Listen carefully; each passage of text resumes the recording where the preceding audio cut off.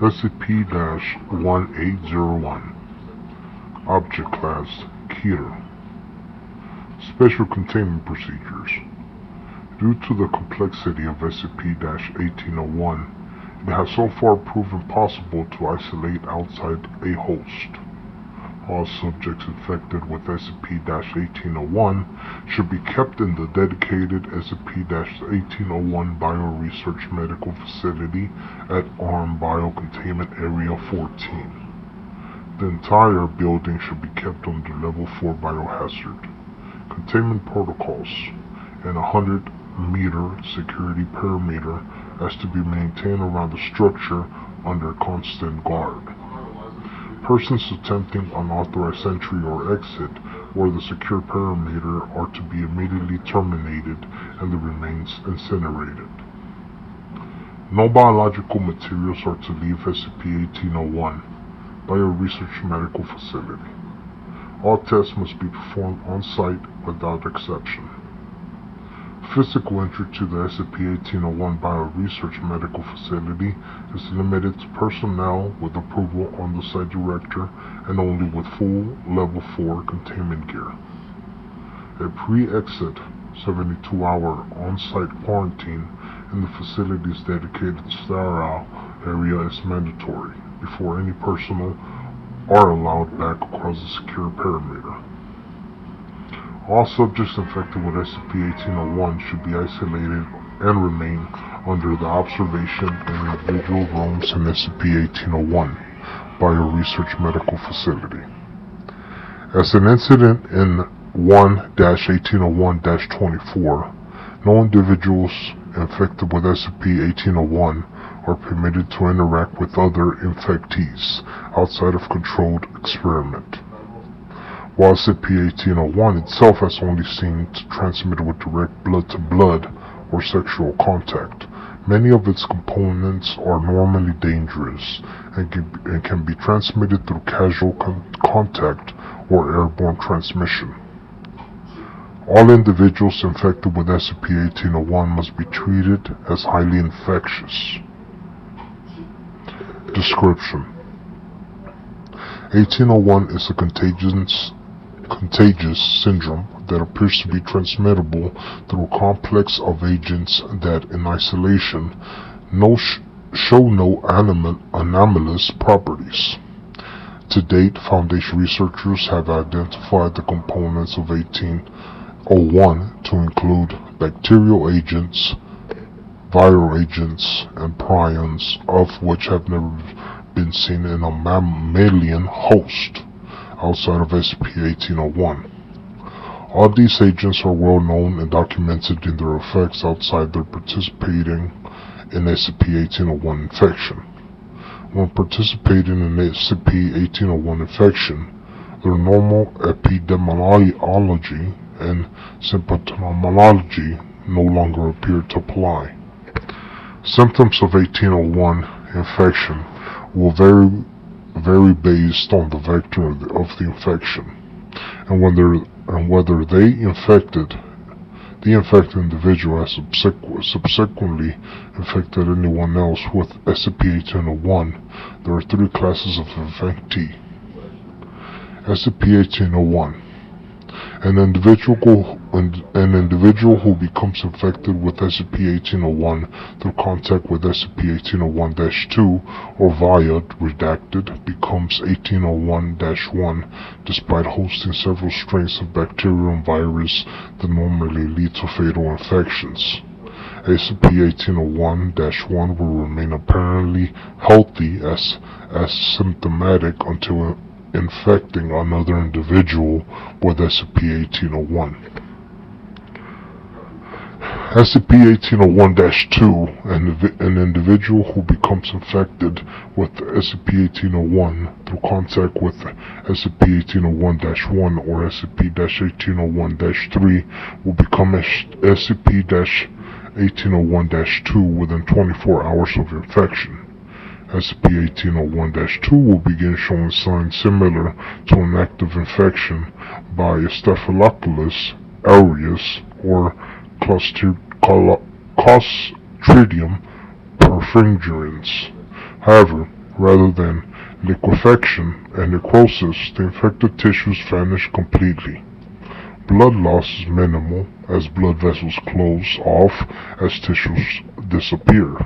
Because of this, the victim does not suffer from toxemia or shock, and can survive much longer than typical for such a tissue-destroying infection, usually until vital neural or organ tissue is affected, with the instance of SCP-1801-2 survive 16 days after onset of the symptoms and the loss of 80% of muscle mass, all extremities, stomach, intestines, kidneys, liver, as well as the lower mandible, tongue, and esophagus. The SCP-1801-2 expired after 30% of brain mass was lost. SCP-1801-3. Once SCP-01-3 has passed on SCP-1801 to at least one other person, SCP-1801-1 will cease being asymptomatic and begin transition to become SCP-1801-3. SCP-1801-3 will begin showing the onset of irregular mature teratomas. The onset of these teratomas will correspond with the onset of symptoms in the SCP-1801-2 that was infected before the transition. Mass and rate of growth of teratomas in SCP-1801-3 will correspond to the mass and rate of tissue destruction in SCP-1801-2. The rate of growth of tumors may accelerate in SCP-1801-3 and affects new individuals with SCP-1801. In this instance, mass and rate of growth of teratomas in SCP-1801-3 will correspond to collective mass and rate of tissue destruction in all instances of SCP-1801-2 so infected.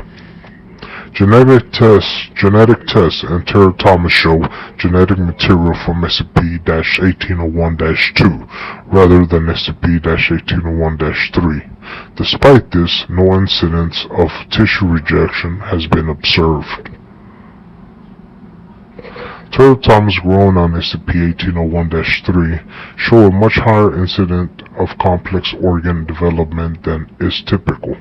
In addition to eyes, teeth, and hair, there have been observed a complete kidney and lung, a complete left hand, showing some independent movement, a tongue, and redacted, while these growths appear random. They interlink with each other, and in advanced cases show a circular and endocrine redacted systems parallel and independent of SCP-1801-3's original anatomy. SCP-3 generally survives until tumor growth obstructs normal organ functioning. In 55% of the cases, death is from exfoliation due to airway blockage or lung collapse. In cases where all associated SCP-1801-2 have expired before SCP-18-3, tumors have become life-threatening and size tumor growth will cease, and SCP-1801-3 may survive indefinitely before infecting a new SCP-1801-2 and tumor growth resumes. Addendum 1. Incident report regarding autopsy of instance of SCP-1801-3. Document 1801-24. Personnel involvement Dr. C. Redacted. Date September 13, 2000 redacted. Surgical Theater 12B, SCP-1801, Bioresearch Medical Facility, Area 14. Description: Dr. Redacted was engaged in a routine post-mortem exam and dissection of a deceased SCP-1801-3. The subject had been the most advanced case of infection to date, with over 65% of its body mass composed of teratomas genetically linked to 7 separated individuals. The largest individual tumor was a 15-kilogram mass distending the abdomen on the left side. The following is transcript of the data recording as Dr. Redacted retracted the layer of tissue above the tumor.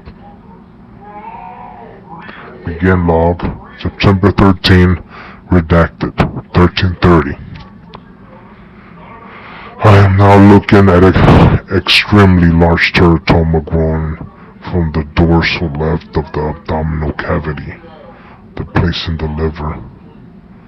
I see complex structures, skin, hair, and ear, an eye, what might be a partial mouth. Holy sh!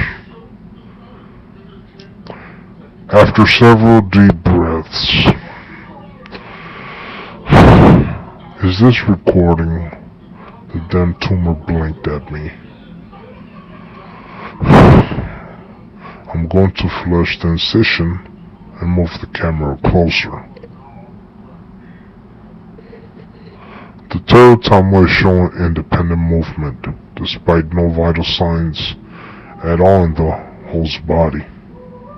It is definitely looking at me. The partial mouth is moving as well. I don't believe this. It's trying to say something.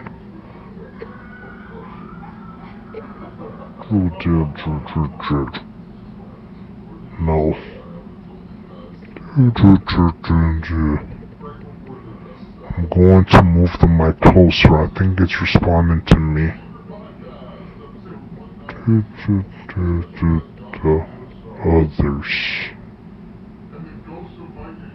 Others? Other SCP-1801-3? And must... What have we learned? What have we learned? Or you are? Where are we? Or flesh? Dr. Redacted continue attempts to communicate, but no further intelligible statements were recorded before the teratoma ceased activity.